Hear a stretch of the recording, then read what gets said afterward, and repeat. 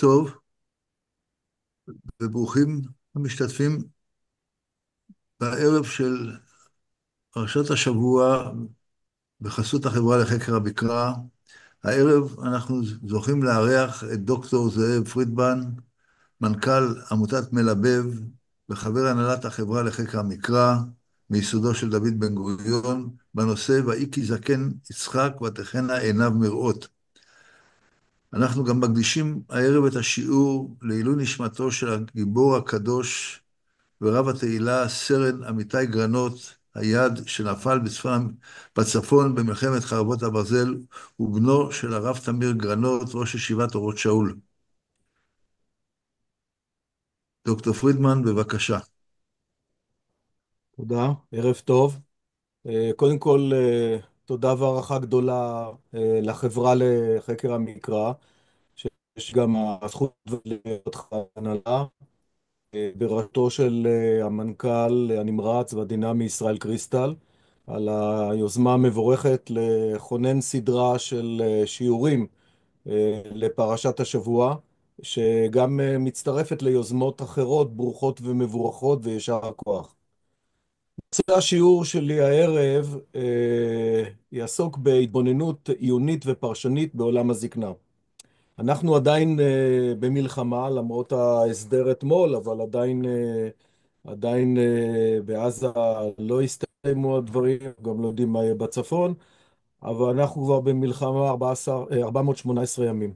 אנחנו מתפללים לחזרתם של החטופות והחטופים לחיק משפחותיהם, אנחנו מייחלים לשובם של המפונים לבתיהם, ואנחנו מחבקים את משפחות הנרצחים וחללי צה"ל גיבורי התהילה, ואנחנו מחבקים את הפצועים והגיבורים.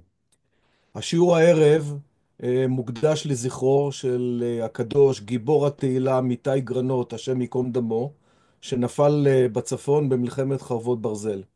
אני בסופו של השיעור אני אקדיש דברים לזכרו. ובכן, עולם הזקנה נוכח בספר בראשית וגם בפרשתנו, פרשת תולדות. הוא גם נוכח במדפי ארון הספרים היהודי לדורותיו, וגם הוא נוכח בספרות העיונית התיאורטית, בעיון ובמחקר ובמרחב האקדמי. בשיעור שלנו הערב אנחנו נתבונן ונבחן את עולם הזקנה במעגליו השונים. פרשתנו מנכיחה את עולם הזקנה. אתם יכולים לראות במקור מספר 1. אני מקווה שעודד דואג להעביר את זה. תודה לך עודד אגב. ויהי כי זקן יצחק ותכהנה עיניו מראות, ויקרא את עשיו בנו הגדול, ויאמר אליו בני, ויאמר אליו הנני. ויאמר הננה זקנתי לא ידעתי יום מותי. אגב, המילה הנני היא מילה מאוד מכוננת בספר בראשית. היא גם מופיעה בתנ"ך 157 פעמים. כך גם היא מנכיחה פרשה, זקנה את עולם הזקנה, גם בפרשת חיי שרה, בשבת שעברה, מקור מספר 2, ואברהם זקן בא בימים, והשם ברך את אברהם בכל. וכך גם באפילוג הבראשיתי, בפרשת ויחי, שנסיים את ספר בראשית, במקור 3, ועיני ישראל כבדו מזוקן, לא יוכל לראות. עכשיו קצת נתונים. על פי נתוני הלשכה המרכזית לסטטיסטיקה, אנחנו בשנת 2025 נהיה סדר גודל של 15% באוכלוסייה, אוכלוסייה בני ה-65 פלוס, שהיא מוגדרת כאוכלוסייה של הגיל הבוגר, המבוגר, זקנה. תחזית הלשכה המרכזית לסטטיסטיקה קובעת שבעוד פחות משני עשורים תהיינה תוחלת החיים הממוצעת 84.8 שנים לגברים ו-89.5 שנים לנשים. אם עד כה ידענו לאפיין את אוכלוסיית הזקנים כמייצגים את הגיל השלישי, קראנו לזה הגיל השלישי, הרי כבר כיום אנחנו מאפיינים גם את הגיל הרביעי. אלו הם הישישים, גילאי ה-80 פלוס. מקור מספר 4, בישישים חוכמה ואורך ימים תבונה. אבל יש היום גם גיל נוסף, אפשר לקרוא לו הגיל החמישי. הוא גיל הסופר אייג'רים, בני המאה, מה שמוגדר כבלו זונס, שתהליך הזקנה שלהם נעצר כאילו בגיל 60. הם מאוד חיוניים, נמרצים, רעננים מבחינה קוגניטיבית, וחלקם עובדים, וכעת חוקרים בארצות הברית מתחילים לפענח מה הסוד שלהם, והם גם מפנטזים על איזו תרופה שאולי תסייע לכולם להגיע לגיל המופלג ולהישאר בשיא. עכשיו חשוב לדעת ש-96% מהזקנים במדינת ישראל חיים בקהילה. רק 4% חיים מה שנקרא בדיורים מוגנים או בתי אבות. אורי אורבך, זיכרונו לברכה, השר לענייני גמלאים, שנפטר בטרם עת, באחד ממאמריו הוא מצטט את החזקוני, את רבי חזקיה בן מנוח, שחי בצרפת במאה ה-13, תחילת המאה ה-14, במקור מספר 5. ואברהם ושרה זקנים באים בימים, חדל להיות לשרה אורח כנשים. גם ספר בראשית. עד אברהם אבינו לא הייתה זקנה בעולם. אברהם ובנו יצחק היו דומים מאוד זה לזה. מי שהיה רוצה להשיח עם אברהם, היה משיח עם יצחק. עם יצחק היה משיח עם אברהם. ואז עד שבא אברהם אבינו לפני הקדוש ברוך הוא ואמר, ריבונו של עולם, צריך אתה להפריש או להפריד בין אב לבן, בין נער לזקן, שיתכבד הזקן בנער. אמר לו הקדוש ברוך הוא, חייך, ממך אני מתחיל. הלך ואילן באותו לילה ועמד בבוקר, כיוון שעמד ראה שהלבין שיער ראשו וזקנו. אמר לפניו, ריבונו של עולם, עשיתני דוגמה, אמר לו, עטרת תפארת שיבה. במשלי, לכך נאמר, ואברהם זקן. עכשיו, אם אנחנו עוסקים במונח זקן, חשוב קצת נאמר איזה משפט אחד על ההגדרה והטרמינולוגיה. אנחנו חיים בעולם שהטרמינולוגיה וההמשגה מאוד חשובה. המילה והמושג זקן מייצג חוכמה וניסיון חיים. ראו בנוטריקון במקור מספר 6, במסכת קידושין. זה קנה חוכמה. עכשיו מאוד מעניין שנערך סקר במכון לגאוקרטוגרפיה שיזם ארגון אב"א, איגוד בתי אבות בישראל. זה נעשה ב-2015, שאלו 300 נשאלים בני 70 ומעלה, איזה שם הם מעדיפים? אז 40% העדיפו את השם אזרחים ותיקים, לכן המשרד, מה שקראו הגמלאים נקרא, או היום מדברים, אזרחים ותיקים, השירות, מנהל האזרחים הוותיקים וכו'. ו-15% העדיפו את השם בני גיל הזהב, 13% לקרוא להם בני גיל השלישי, ורק 9% מעדיפים את השם זקנים. אני באופן אישי, ואני כבר בגיל זקנה, אני מעדיף את השם זקן. למשל, 3 אנשים במאה ה-20 קונו בתואר הזקן.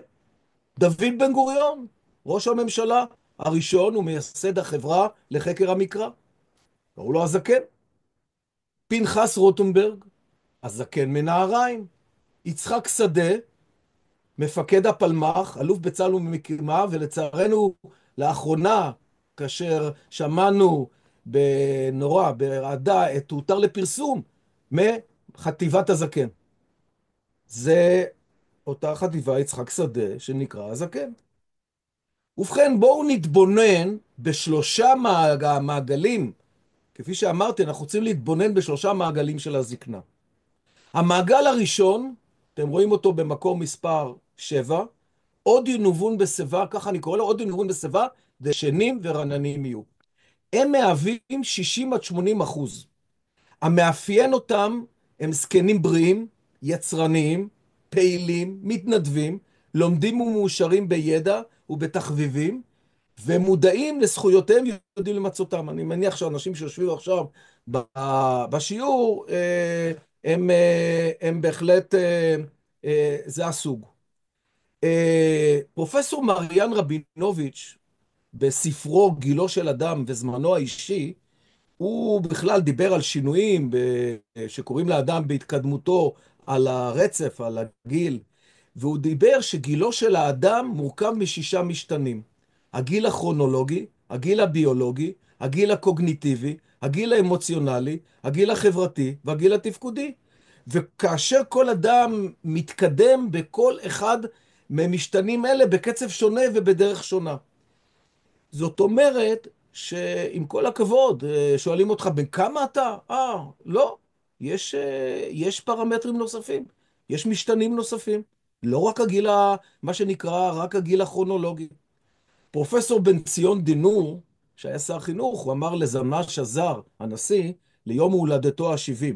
הוא אמר לו, תשמעו איזה רעיון יפה. מפני שיבה תקום, והדרת פני זקן ויראת מאלוקיך אני השם. אז אנחנו מכירים, ברור, אנחנו צריכים לקום, לכבד את האדם הזקן. הוא אמר לו, אבל לי יש הסבר נוסף.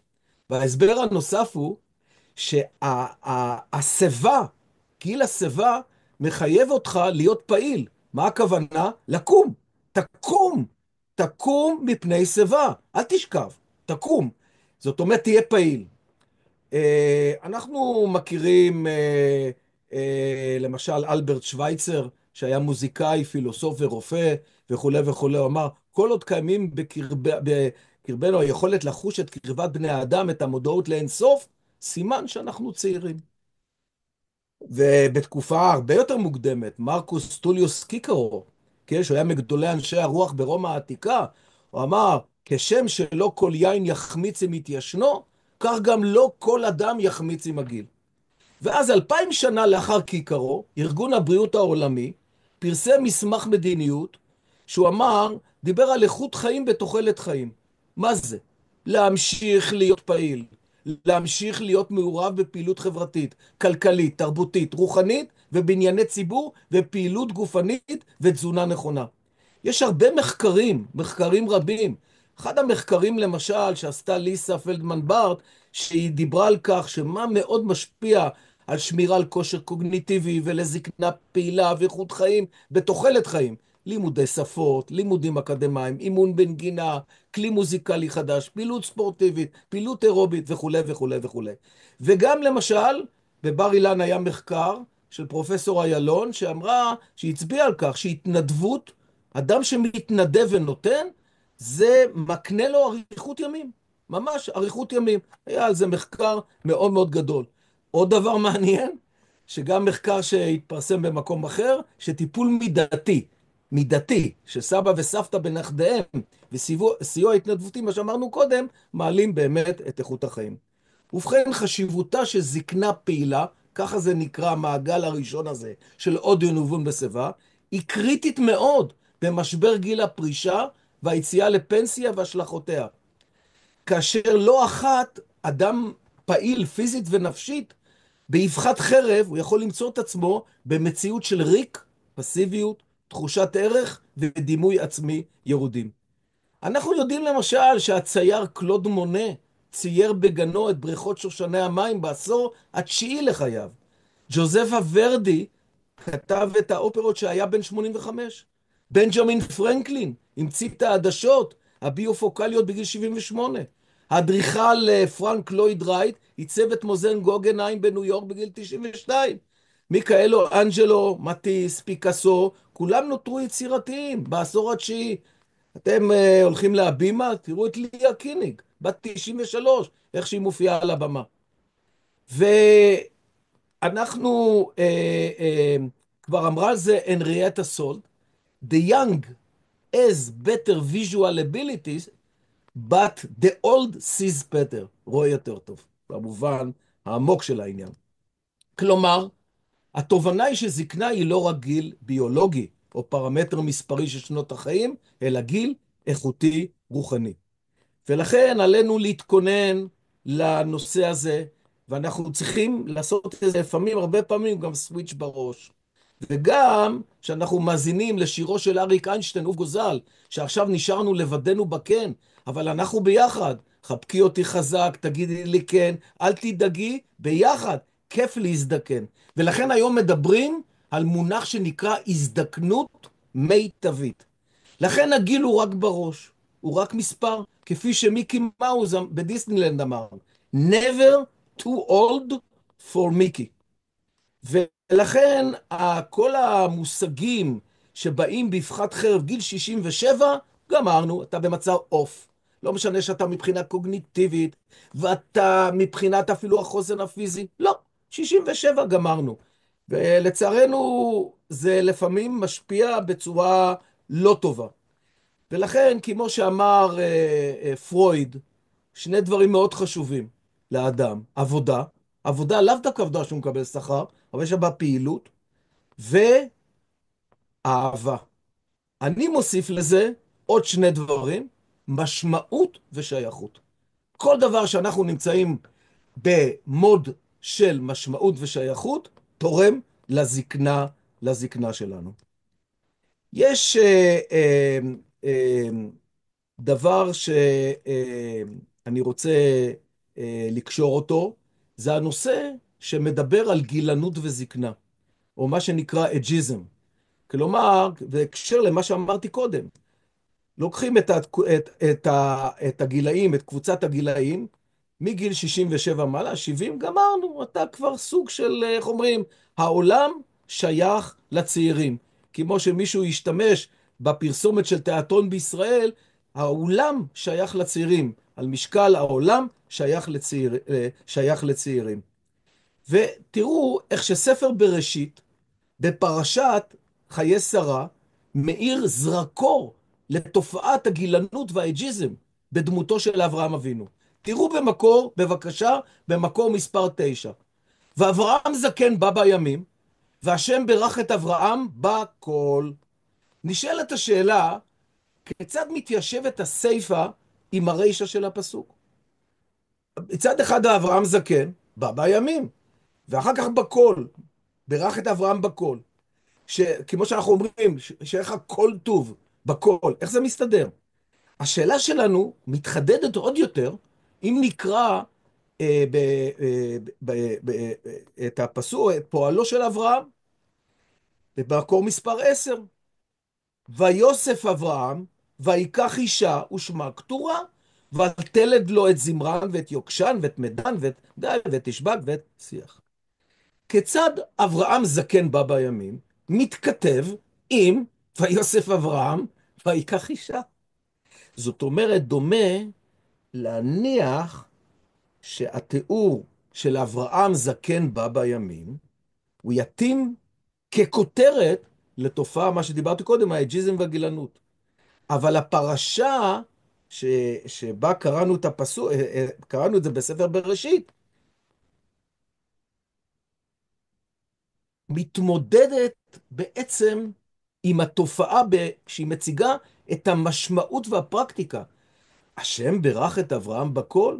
כן, זה סוג של אקטיביזם אברהמי, שלמרות גילו המופלג הוא לא נח, או פסיבי בסולם מינור. לא, הוא רוצה להיות בסולם מז'ור. אברהם מציג לנו באמת בספר בראשית את זקנה פעילה בראשיתית. מיסודו, מבית מדרשו של אברהם אבינו. הוא נושא אישה, שיולדת לו 6 ילדים, ונוכל לקבל אישור לכך בהמשך, במקור מספר 11. ואלה ימי שני חיי אברהם אשר חי, 100 שנה ו70 שנה, ו5 שנים, ויגבע וימות אברהם בשיבה טובה, זקן ושבע ויאסף אל עמיו.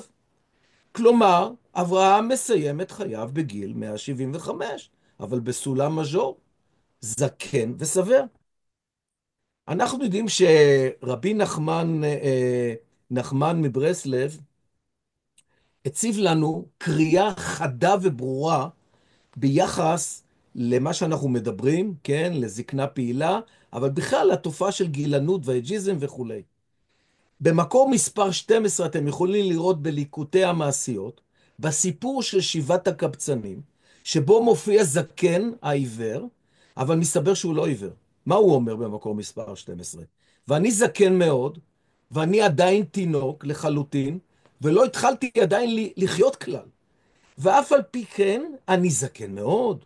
ולא אני עצמי אומר זאת, רק שיש לה הסכמה על זה מהנשר הגדול. מה זה הנשר? הנשר מסמל את התחייה וההתחדשות. כמו עוף החול, הפניקס. תתחדש כנשר נעורייכי. המקור השני בליקוטי תפילות, ותרחם עליי שלא אפול לידי זקנה לעולם, שלא תהא עבודתך זקנה וישנה אצלי לעולם, רק אזכה לחדש עצמי בכל יום ובכל עת וכל שעה, לחדש כנשר נעוריי, להתחיל בכל פעם מחדש. כלומר, רבי נחמן מברסלב, אמנם הוא נפטר בגיל 37, אבל הייתה לו ראייה עצומה, ראייה למרחקים. הוא הבין. כשאני קורא את אריקסון על 8 השלבים שלו, הפסיכולוג היהודי, ושהוא מדבר על השלב השמיני, שזה שלב הזקנה, של אחדות האני, שאדם עושה, שוקל, מה שנקרא, מה הוא השיג ומה עוד הוא רוצה להשיג, מה שנקרא מילאות לעומת הריק, בעצם הכל נמצא בארון הספרים היהודי, הכל נמצא במקורותינו, אנחנו יכולים למצוא את זה כאן.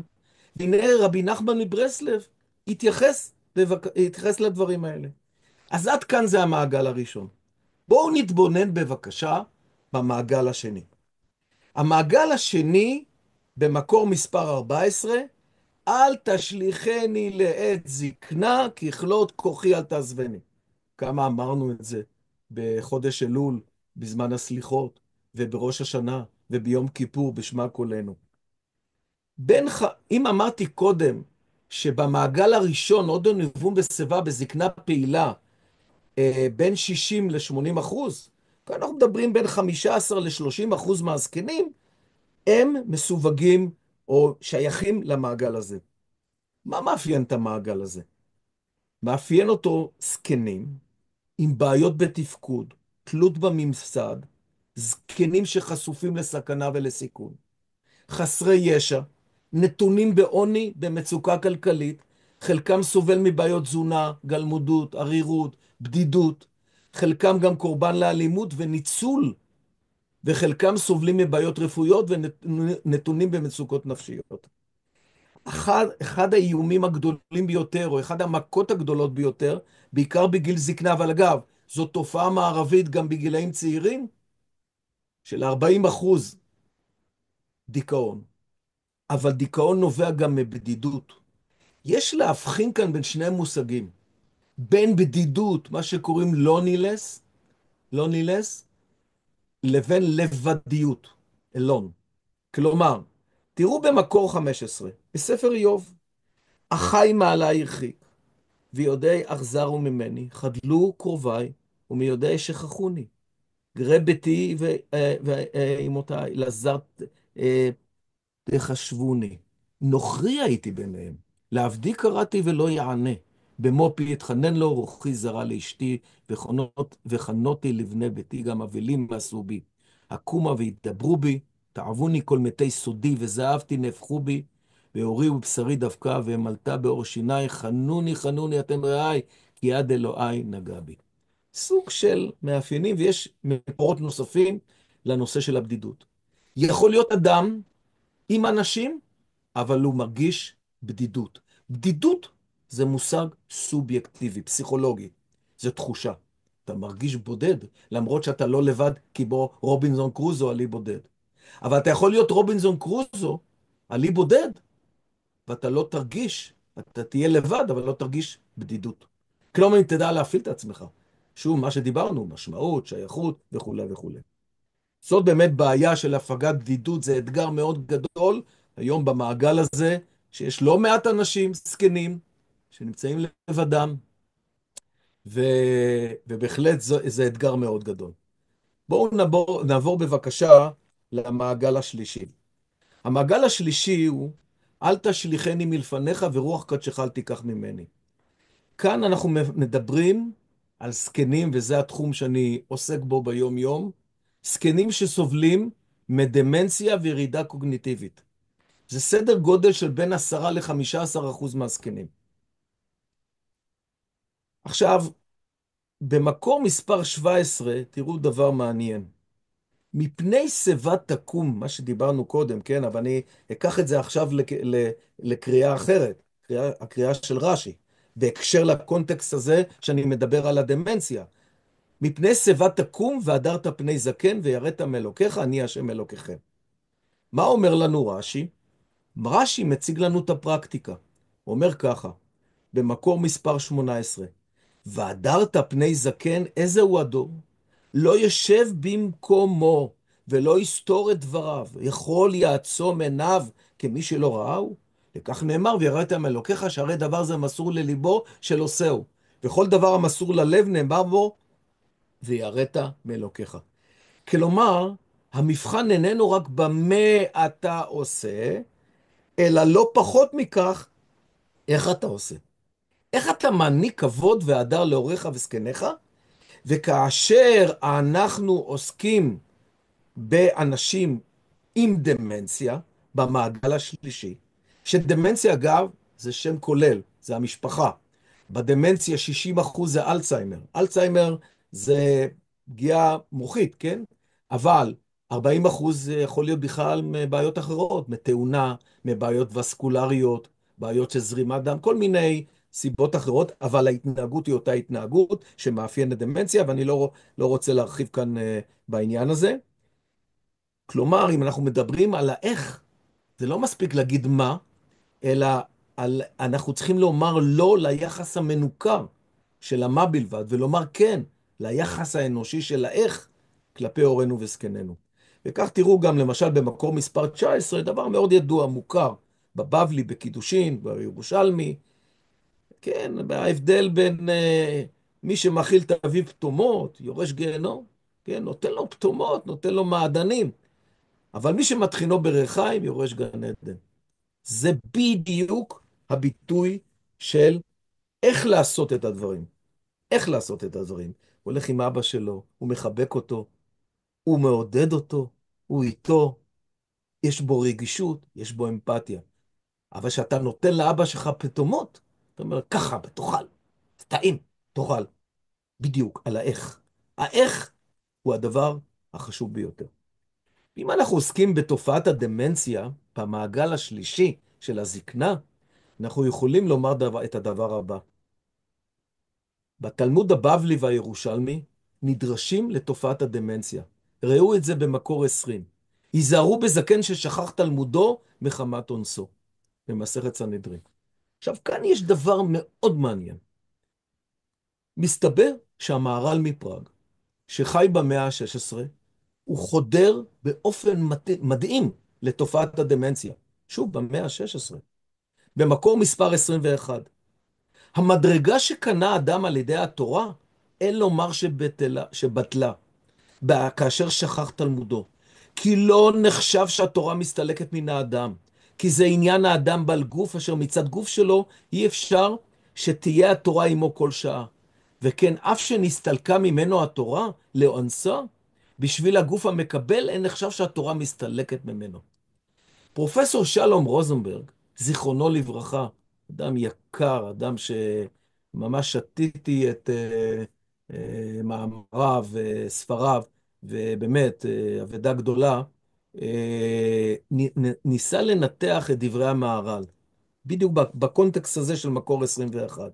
הוא אמר את הדבר הבא, שתכניו של הזיכרון קיימים, אבל המנגנון המוחי שלנו לשלוף נתונים נפגם. ואולי מה שמסביר פרופסור שלום רוזנברג את דבריו של המהר"ל, זה בעצם במקור 22, זאת המשמעות של מסכת ברכות, לוחות שבורים מונחים בארון, בצד לוחות שלמים. כלומר, ללוחות השבורים יש את אותה קדושה, אותו ערך, בדיוק כמו הלוחות השלמים. כלומר, אנחנו אולי יכולים לפגוע או נפגעים פיזית, אבל, ויכול להיות לכאורה גם מוחית, אבל נכסי הרוח שאדם כינס לעצמו בחייו, שמור בתוכו. זה דבר מאוד מאוד חשוב, אני רואה את זה ביום-יום, שאני מסתובב במרכזים שלנו עם אנשים עם דמנציה. כשאתה רואה אנשים, אתה צריך להתייחס אליהם כפי שהם היום.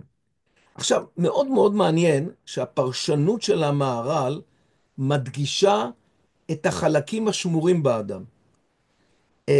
והיא בעצם בהלימה לעיסוק של תיאורטיקנים, כמו שאמרתי קודם, כן? הכל בארון הספרים היהודי. אבל תיאורטיקנים עוסקים בתחום חקר הדמנציה, בשאלה עד כמה זהות האדם ממשיכה להתקיים לצד הדמנציה. יש שאלה, הזהות, ואני טוען כל הזמן, הזהות קיימת. כלומר, אולי היא לא באה תמיד לידי ביטוי, אבל היא נמצאת, היא בפנים. זה סוג של הסתרה בתוך הסתרה, אבל זה נמצא. חשוב לדעת שעד סוף שנות ה-90 של המאה הקודמת, שלט בכיפה המודל הביו-רפואי. כלומר, דמנציה הוגדרה כתסמונת רפואית נוירולוגית הרסנית. כלומר, ראו אותו כהמת החי. מי שהיה מחלוצי השינוי היה אדם בשם תומאס קיטווד, שהוא הוביל תפיסה מאוד רחבה של טיפול ממוקד באדם. כלומר, אתה לא מתייחס למחלה, אתה אומר אנשים עם דמנציה. אני למשל, אצלנו במלבב, אין מילה אחת מחלה, אנשים עם דמנציה, ולא אנשים חולים בדמנציה. אנחנו נשתמש במושג סינדרום ולא במושג מחלה. המשמעות היא שאנחנו לא מדברים מעל ראשו של המטופל, אנחנו מעניקים לו הרבה אמפתיה, הרבה הקשבה, סבלנות וסובלנות, ומה שנקרא בשפה המקצועית ולידיישן, לתקף, לתת תוקף, גם אם אנחנו רואים שהוא עושה איזה משהו, לא לתקן, לא לתקן, לזרום, בגלל שזאת החוויה הרגשית שלו. השפה היא שפת המילים, היא שפת הרגש. אולי הוא לא יבטא את כל המילים, אבל השפה היא שפת מילות הרגש. ולכן אנחנו מדברים היום על מודל שנקרא המודל הביו-פסיכו-סוציאלי, מיסודו של ג'ורג' אנג'ל מאוניברסיטת רוצ'סטר, וזה בעצם נותן את התפיסה הגדולה, התפיסה המאוד מאוד רחבה. עכשיו חשוב לדעת שבדמנציה, ושוב, אני מדבר על המעגל השלישי כדי לראות את כל המבנה של השיעור, כן? המעגל השלישי. ואל תשליכנו מלפניך ורוח קודשך אל תיקח מאיתנו. בדמנציה יש ממד של אובדן. כלומר, יכולות, אובדן של יכולות, אובדן של עשייה, של עצמאות ועוד. ויש לכך ממד של אובדנים, כמובן ביחס לאדם עצמו, הוא נכנס לתהליך, ודמנציה זה דבר על הספקטרום, זה לא בינארי, זה לא מיד באבחה אחת, אבל לא פחות מזה, גם אובדנים של בני המשפחה.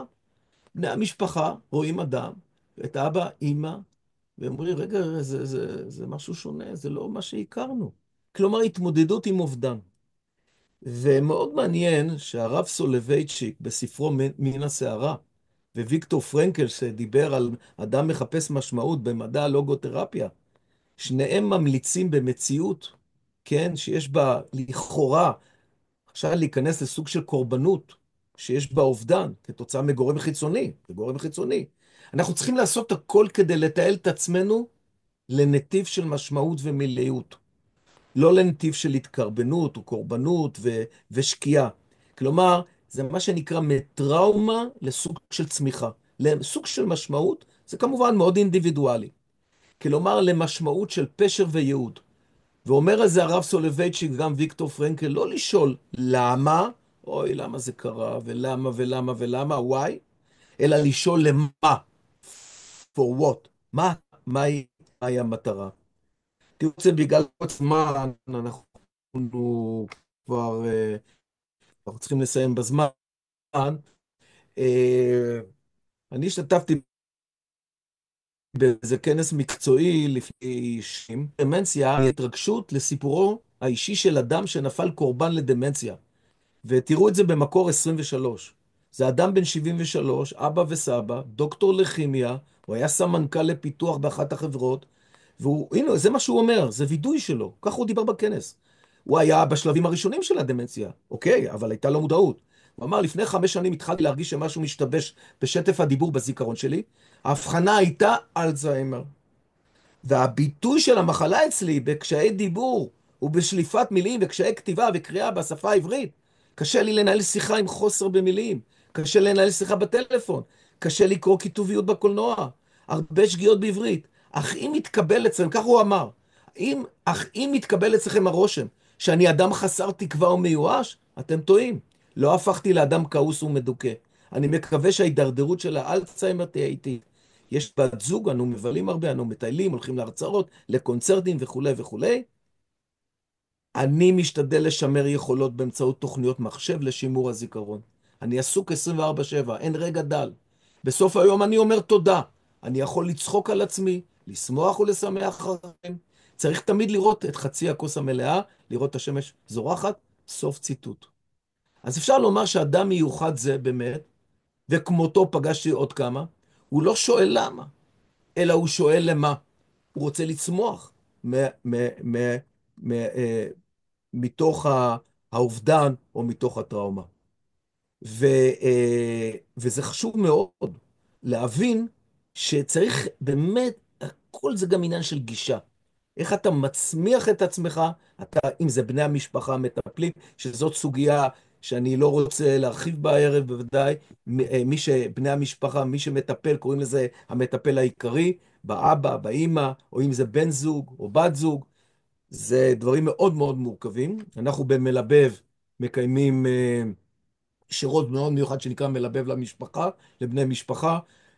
כל המפגשים מתנהלים בני משפחה בזום. קיימנו מתקופת הקורונה כבר כמעט 60 מפגשים, 10,000 אנשים מכל הארץ. אנחנו מביאים תמיד נושאים פרקטיים בגובה העיניים, וכל פעם שולחים להם חומרים.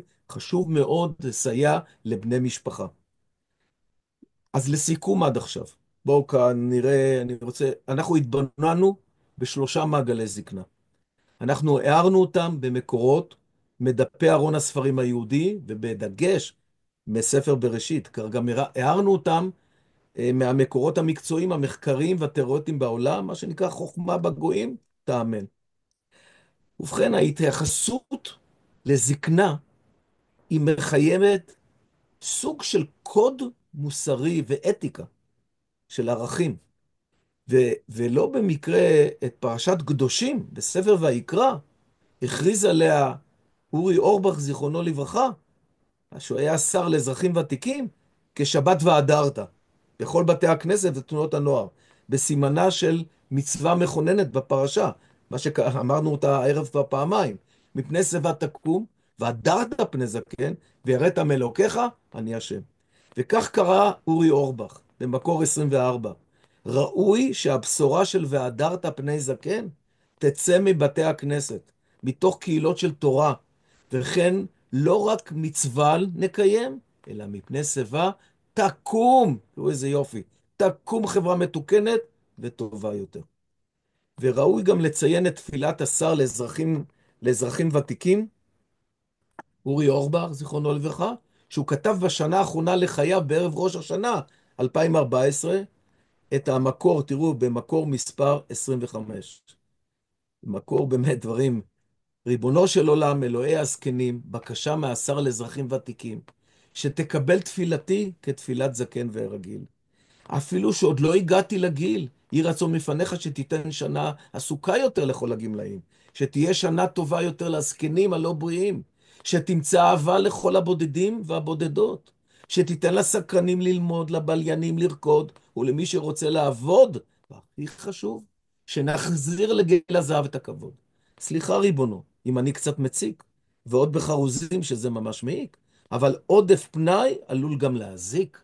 אז דאג נא שהמבוגרים שלנו יוכלו להתנדב, ושיתרמו מהניסיון שלהם ומהלב, שתהיה שנה יותר עשירה לזקנים החיים מלחם צר, ובטח יש לך קשרים עם שר האוצר שישמחו בילדים ובנכדים, ואם אפשר בנינים, כי בגיל הזה הדברים הגדולים הם הדברים הקטנים. אבינו שבשמיים, היושב במרומים, חמול השנה על אהוביך, הבאים בשנים. וסליחה אם אני קצת נשמע מוטרד, אבל ככה זה כשצריך לנהל משרד שדואג לוותיקים, בלי תקציבים, בלי רוב טקס. כל השבוע, גם בשלישי בשלייקס, תן לנו כוח לילדים ולהורים להבין שהעולם לא שייך רק לצעירים. ובכן, ביום העצמאות השנה, אם ירצה השם, שאנחנו נציין את יום הולדתה של מדינת ישראל, מדינתנו האהובה, בסימן 77 שנים, גם מדינתנו היא בגילה כרונולוגי, היא בגיל הזקנה. ולמדינה שלנו אין תאריך תפוגה, ואנחנו, שומה עלינו לשמור עליה. כמו מה שאנחנו עברנו מאז שמחת תורה, במלחמת חרבות ברזל. ורק בשירת של תקווה, שהיא אחדות סלע קיומנו, כמו בשיר של אהרון בס, במקור 28.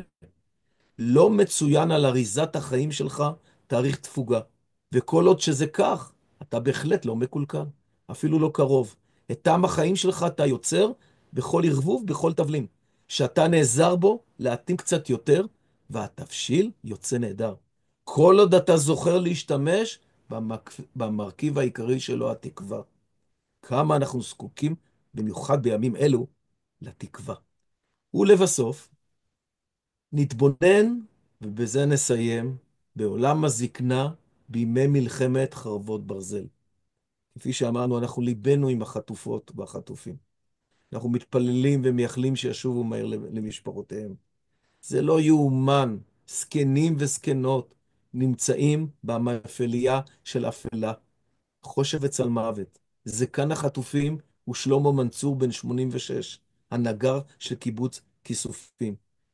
שני גברים בני 65 פלוס, ועוד ועוד, ממש. ולצערנו התבשרנו בחודשים האחרונים על מותם, כמו למשל של חיים פרי, שהוא היה בן 79. ואני רוצה כאן להעיר נקודה מסוימת שקשורה למלחמה שלנו, אבל בהקשר לנושא השיעור שלנו, לנושא הזקנה. מלחמת המצווה שאנחנו חווים בימים אלו, היא באמת חושפת לנו סוגיה חדשה ומאתגרת בעולם הזקנה. במציאות ההורים, הילדים והחיים, גם את האבל של סבא וסבתא. ביגונם הכבד, באובדם נכדם או נכדתם במלחמה. הערב אני מקדיש את השיעור לעילוי נשמתו של הקדוש, גיבור התהילה אמיתי גרנות, השם ייקום דמו, שנפל בצפון במלחמה, כשהוא היה בן אירוסין לנישואין. אני מכיר את אביו של אמיתי, אני חושב שכולנו מכירים, הרב תמיר גרנות, שיבדל לחיים ארוכים, שאני מדבר עליו אני מתרגש, שהוא מגדלור של השראה, תקווה, אמונה וחוסן. פעילותו האקטיבית היום בסוגיות שעל סדר היום הציבורי, כמו למשל סוגיית הנשיאה בנטל, האלונקה הלאומית והצבאית, כל הנושא של הגיוס, מעוררים ממש שאר רוח. אני גם מכיר אישית את הסבא של אמיתי, השם ייקום דמו, הסבא יוסי גרנות, שיבדל לחיים ארוכים, שהוא גם משמש יושב ראש ועדת הכספים וחבר הוועד המנהל של עמותת מלבב, שיש לי הזכות והכבוד לשמש כמנכ"ל העמותה. אני השתתפתי בהלוויה בהר הרצל, בהלווייתו של אמיתי. זה היה משהו כמו מעמד שממי, מעמד הר סיני. כל העם רואים את הקולות, כאיש אחד בלב אחד. וכאן מאוד מעניין לחדד כאן נקודה. בסוגיית אבלות של הסבא והסבתא, על נפילת נכדם או נכדתם, חשוב להידרש לדבריו של הרב יובל שרלו. הרב יובל שרלו, מראשי רבני צוהר, התייחס למעמד אבלם של סבא וסבתא. זה היה בעקבות פנייה אליו של ג'וני למברגר, שזה פורסם בקבוצת הוואטסאפ של חוג הגרונטולוגים הוותיקים ב-14 לדצמבר 23. ראו בבקשה מקור מספר 27. המעגל ההלכתי של האבלות הוגדר בהלכה כשבעה קרובים. בן, בת, זוג, הורים, אחים, ילדים. זהו הגרעין היסודי של האבלות. הם החייבים לשבת שבעה. הם החייבים בדיני האבלות השונים, ואותם באים לנחם. אולם, מעגל הנפגעים המשפחתי רחב בהרבה, והכאב המשפחתי הוא מהקשים ביותר. מקום מיוחד לכואבים יש לסבא ולסבתא, שנכדיהם נפלו או נפטרו. זכינו בדורות האחרונים לאריכות ימים, לקשרים עמוקים שבין נכדות ונכדים ובין סבים וסבתות.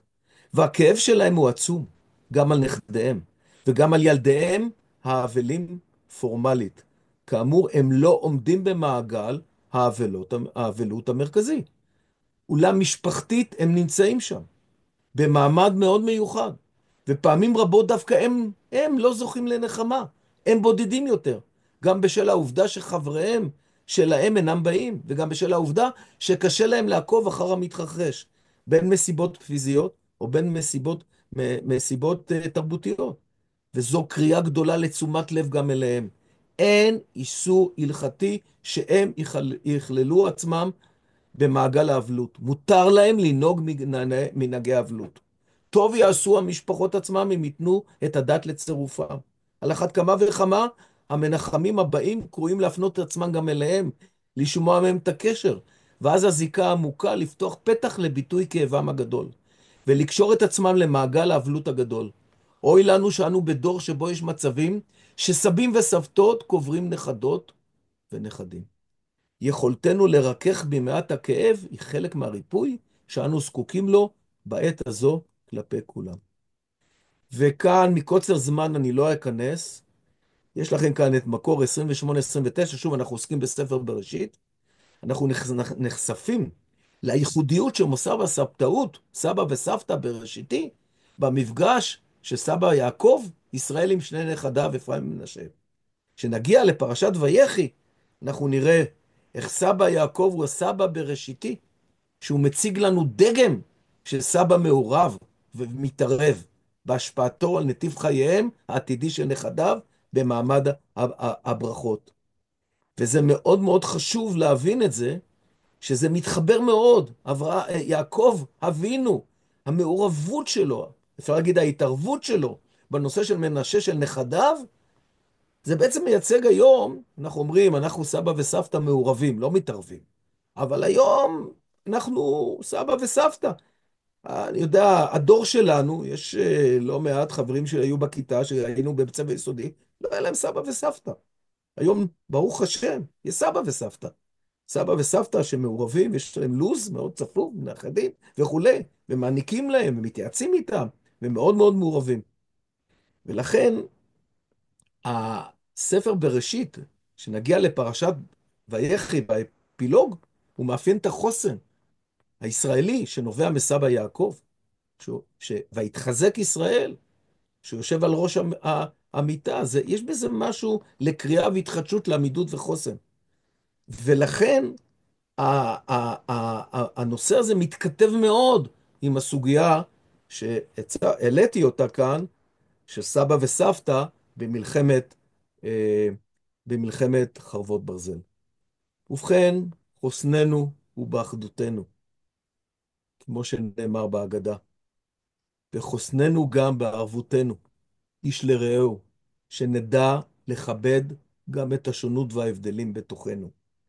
ובזה אני רוצה לסיים. שרק באמונה ורק בתקווה וביחד ננצח.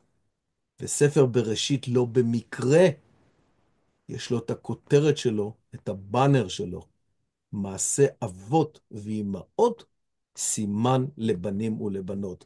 והייתי מוסיף, מעשה סבא וסבתא, אבא ואימא, סימן לבנים, בנות, נכדים ונכדות. ערב טוב ומבורך.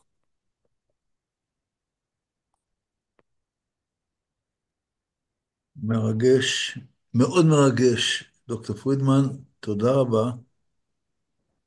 תודה רבה על ההספד, ותודה רבה על ההסברים, ותודה רבה על הקישור שעשית.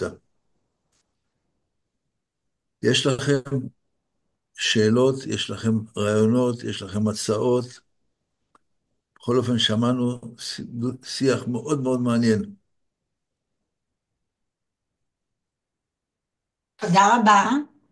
אני חושבת שבאמת אנחנו שגדלנו בלי סבא וסבתא, ככה חשוב לחדד את המעמד במשפחה רב-דורית, מה המקום של סבא וסבתא בכלל, לא רק בהקשר לאבל, אלא בכלל, מה המעמד, מה המקום, מה התפקיד. אם אנחנו מדברים שהתפקיד נותן לאדם משמעות ונותן לו ערך לאורך החיים, אז אני חושבת שכדאי אי פעם לעשות שיח על באמת הגדרת התפקיד של הסבא וסבתא במשפחה רב-דורית, דווקא כי לא היה לנו את המודל הזה, לא כך ידענו, ו... וזה חדש, שברוך השם אני מקבלת הזמנות לחתונה, שמחתנים נינים. אז זה מעמד מאוד מיוחד, שכדאי לדון עליו גם בהקשרים שמחים. רינה, ותודה, תודה על באמת על הדברים ועל הסדר, ואהבתי את השילוב של שירה ושל קטעים ככה, במיוחד של אורבך, שתמיד זה חוויה לקרוא. רינה, אגב, רינה אני ציכטינגר, מצטערת שאני בחושך, כן? כן, רינה הייתה סגנית מנהלת אגף הרווחה בעיריית בני ברק, באמת עשתה עבודה נפלאה.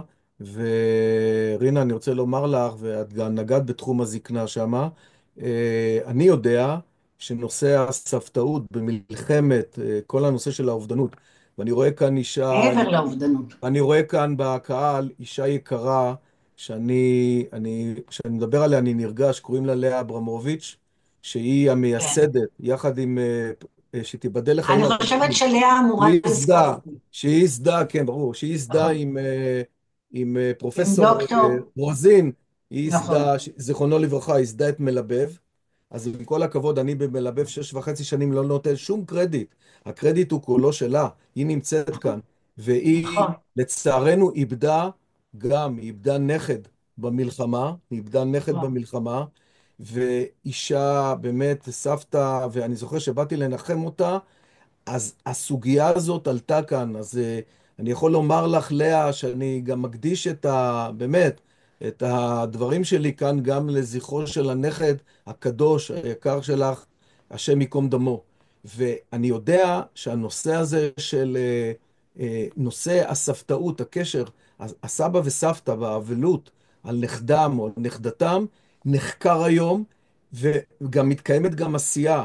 בפעילות, אני יודע שהתחילה בכפר סבא, התחיל משהו כזה, ובעוד מקומות, וגם משרד הרווחה, ואין לי ספק שיצא גם איזה סוג של גוף ידע, בגלל שלצערנו הרב, אבל אני סליחה רוצה רגע, לחדד את זה.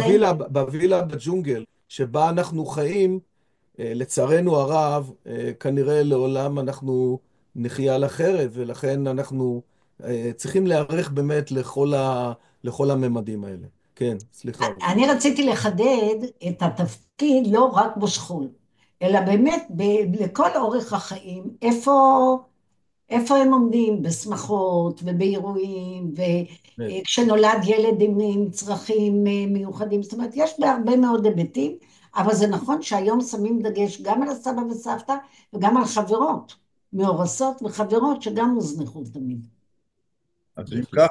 אם ככה, סליחה שאני מתערב בדו-שיח של אנשים מבוגרים ממני, בואי נרים את הכפפה ונכבד אותך בדו-שיח כזה באחד מהערבים שלנו. אוקיי? מרימה את הכפפה. מרימה את אשמח הכפפה. להיות בפאנל או באיזושהי שיח על מעמד באמת הדור הרביעי מלמעלה. טוב, אז זאב, אתה תיקח את זה לידיים ואתה תארגן את התוכנית, ואנחנו נקיים ערב. זה בהחלט מעניין. אוקיי. קבענו? אתגר. בעזרת השם. כן. בעזרת השם. עמוס, אתה רוצה להעיר משהו? רציתי 3 הערות קצרות. הערה ראשונה, שמדברים על ספר בראשית, גם אברהם וגם יצחק, כל אחד נפרד מאביו בגיל 75. כן. יפה, יפה מאוד. דבר יפה. שני, איזו מצווה יש לסבא בליל הסדר? נו, מה תספר לבנך ולבן בנך? נכון. בני בנים הרי הם כבנים. כן, זה אבל כאן זאת מצווה מורשת מוסר. מפורשת, לבנך ולבן בנך. עכשיו רציתי להעיר בקשר לאלה של בני דורי, שלא זכו שיהיה להם סבא וסבתא בגלל השואה, אז אני זכיתי שיהיה לי סבא וסבתא שעלו לארץ, אבל לא יכולתי לתקשר איתם, כיוון שלא ידעתי יידיש, והם לא ידעו עברית. לי הייתה סבתא גם שדיברה איתי יידיש, אני דיברתי את העברית. אבל לפחות יכולת לחבק ולשיר. בדיוק. כן, ודאי, בוודאי. זה גם משהו. אמרתי לך, בהחלט, יש גם שפה של הרגש. כן, בדיוק, לחבק, היא לא פחות לשיר. חשובה. כן, נכון? לעשות להם נחת, לפעמים יותר בגיל מסוים. לעשות נחת, כן, כן, נכון, לעשות בהחלט, נחת רוח. בטח, כן, ודאי. כן, כן. נכון. אוקיי, תודה, היה מעניין. בהחלט. תודה רבה. זאב מעשיר אותנו גם כן בחברה לחקר המקרא, כחבר בהנהלה עם הרעיונות וההערות שלו, ועל כך אני מוצא עכשיו את הזמן והמקום להגיד לך תודה רבה בשם כל הצוות. אם יש מביניכם מי שמעוניין להצטרף, דרך אגב, למערכת של החברה לחקר המקרא, אנחנו עוסקים היום בדברים מאוד מאוד מעניינים, ואתם יכולים לראות את זה במיילים שאני שולח. אני אשמח לצרף עוד חברים, במיוחד מבני הגיל השלישי והרביעי, זה מאוד מאוד מעניין. אז מי שמעוניין יכול להתקשר אליי, ואנחנו יכולים לבקש אישור מהנהלה, לחבר אותו עם החבורה הנהדרת שיש לנו. בשלב הזה אנחנו ניפרד, לצערי, אבל רק למספר ימים. בשבוע הבא אנחנו ממשיכים, ותודה רבה וערב טוב. ערב יישר טוב. כוח, יישר כוח. תודה רבה.